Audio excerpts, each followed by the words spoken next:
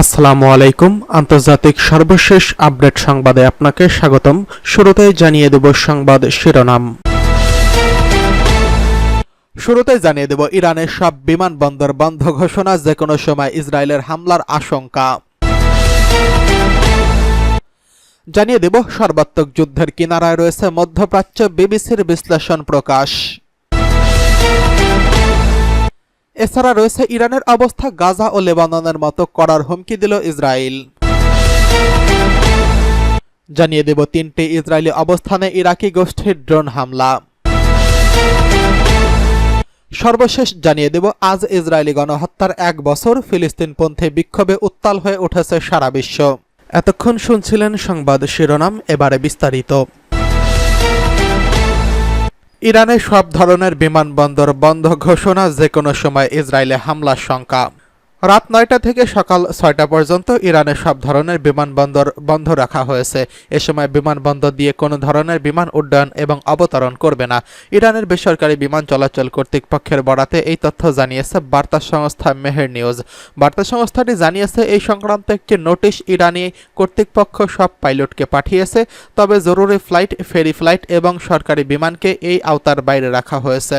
ইরানের আরেক রাষ্ট্রায়ত্ত বার্তা সংস্থা ইরানা জানিয়েছে অপারেশনাল সীমাবদ্ধতার কারণে বিমানবন্দর বন্ধ রাখা হয়েছে। এটির সঙ্গে ইসরায়েলের হামলা পাল্টা হামলার বিষয়টি থাকতে পারে বলে জানিয়েছেন ইসরায়েলি সংবাদ মাধ্যম টাইমস অফ ইসরায়েল। কাতার ভিত্তিক সংবাদ মাধ্যম আল জাজিরা জানিয়েছে রাজধানী তেহরানে 2টি গুরুত্বপূর্ণ টানেলও মধ্যরাত থেকে বন্ধ করে দেওয়ার ঘোষণা করা হয়েছে। তেহরান ভিত্তিক লেখক তৌহিদ আসাদি আল জাজিরাকে বলছেন, ইরান বিমানবন্দর বন্ধে যে ঘোষণা দিয়েছে এটিকে খুবই গুরুত্বের সঙ্গে নিতে হবে এবং এটির উপর নজর রাখতে হবে, কারণ বিষয়টি খুবই গুরুত্বপূর্ণ। তিনি জানিয়েছেন, ইরান কি আক্রমণাত্মক এবং নাকি পূর্ব সতর্কতার অংশ হিসেবে বিমানবন্দর বন্ধ রেখেছে সেটি হয়তো কিছুক্ষণের মধ্যেই জানা যাবে। গত মঙ্গলবার ইসরায়েলকে লক্ষ্য করে 181টি ব্যালিস্টিক মিসাইল ছোড়ে ইরান। এরপর থেকেই এটির পাল্টা জবাব দেওয়ার হুমকি দিয়ে আসছে দখলদাররা। তবে কবে, কখন এবং কোন সময় হামলা চালাবে সেটি এখনও স্পষ্ট করেনি তারা।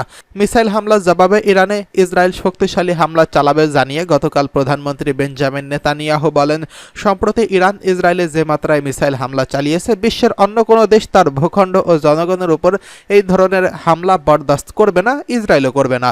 নিজের ভূখণ্ড ও নাগরিকদের রক্ষা করা শুধু অধিকারই নয়, এটি ইসরায়েলের অস্তিত্বের দায়িত্ব।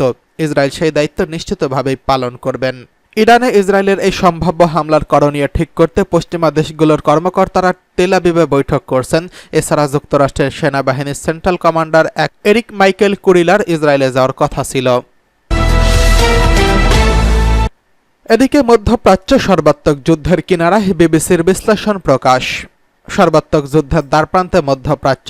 গত 1 বছরে বিশ্বের অনেক বিপদের মুহূর্তে এসেছে, তবে এবারেরটি সবচেয়ে ভয়াবহ। গত 7 দিনে লেবাননের সশস্ত্র গোষ্ঠী হিজবুল্লাহর নেতা হাসান নাসরুল্লাহ খুন হয়েছেন। লেবাননে স্থল হামলা শুরু করে ইসরায়েল। প্রায় 200টি ক্ষেপণাস্ত্র হামলা চালিয়েছে ইরান। তেহরানে পাল্টা হামলা চালানোর ঘোষণা দিয়েছে তেল আবিব। যুক্তরাষ্ট্রের নেতৃত্বাধীন পশ্চিমা ও আঞ্চলিক শক্তিগুলো উত্তেজনা কমানোর জন্য চাপ দিচ্ছে। জাতিসংঘের নিরাপত্তা পরিষদ দ্রুত সংঘাত বন্ধের আহ্বান জানিয়েছেন। শিল্পোন্নত দেশগুলোর জোট G7 এর পক্ষ থেকে সব পক্ষকে ধৈর্য ধারণ করতে বলা হয়েছে, কিন্তু এখন পর্যন্ত সব প্রচেষ্টা ব্যর্থ হয়েছে। এর আগের যে কোনো সময়ের চেয়ে মধ্যপ্রাচ্যের সর্বাত্মক যুদ্ধের দ্বারপ্রান্তে চলে এসেছে। গত 1 সপ্তাহে ঘটে যাওয়া এসব ঘটনার কারণে মূলত এই পরিস্থিতির সৃষ্টি হয়েছে। নাসরুল্লাহকে হত্যা। লেবাননের বৈরুতে 27শে সেপ্টেম্বর সন্ধ্যায় ইসরায়েলে বোমা হামলা চালায়। সেখানে ব্যাপক বিস্ফোরণ ঘটে, অনেক আবাসিক ভবন ধসে পড়ে, মাটিতে বড় বড় গর্তের সৃষ্টি হয়, আকাশে ধুলাবালি ও ধোঁয়ার ভরে ওঠে। পুরো লেবানন থেকে এই দৃশ্য দেখা যায়। এই হামলা হয় মাটির নিচ থেকে হিজবুল্লাহর বাংকার লক্ষ্য করে। এই হামলায় নিহত হয় হিজবুল্লাহর নেতা হাসান নাসরুল্লাহ।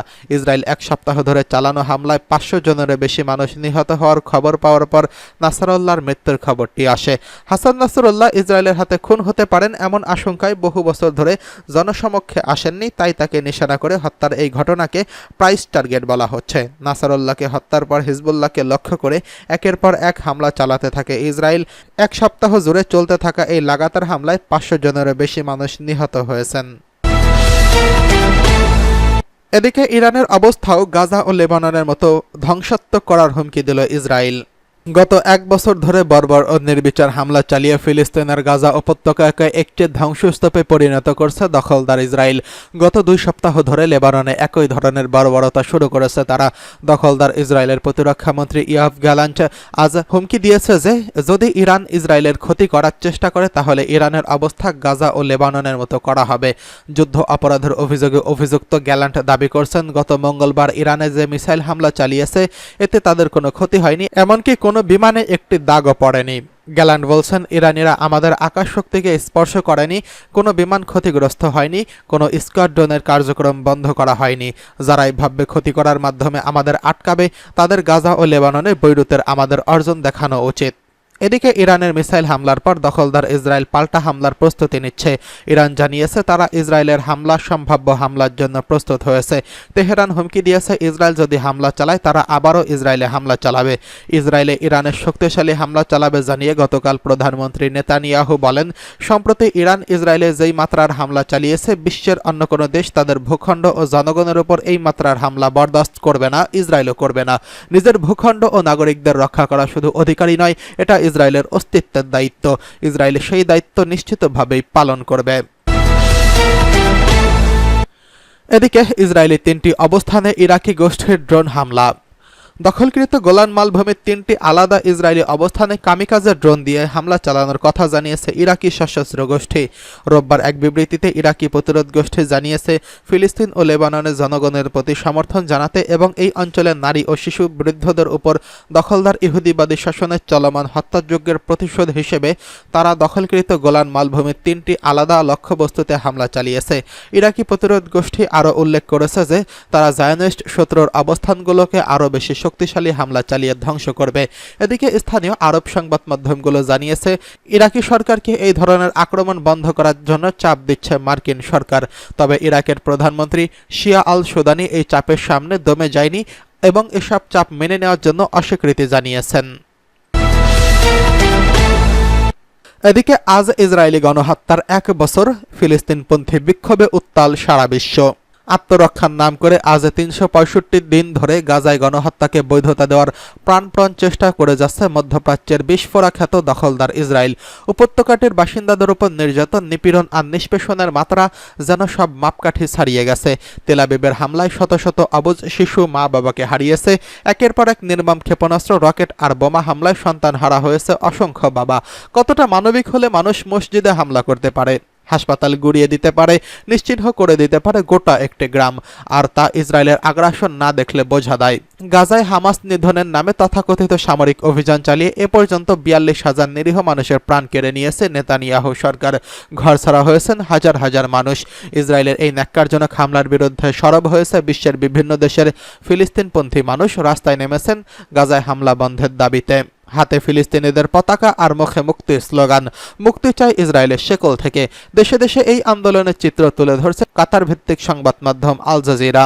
ইসরায়েলের অস্ত্র পাঠানোর বন্ধের দাবিতে ইন্দোনেশিয়ার জাকার্তায় মার্কিন দূতাবাসের বাইরে জড়ো হয়েছেন 1000-এরও বেশি ফিলিস্তিনপন্থী বিক্ষোভকারীরা। এক বিক্ষোভকারী বলেন, আমরা বিশ্বের সব নেতাকে জেগে ওঠার এবং ইসরায়েলের নিপীড়ন থেকে ফিলিস্তিনিদের মুক্ত করার আহ্বান জানাচ্ছি। এই আগ্রাসন এখন আর ধর্মীয় ইস্যু নয়, সত্যিকার অর্থে এটি একটি মানবিক ইস্যু হয়ে দাঁড়িয়েছে।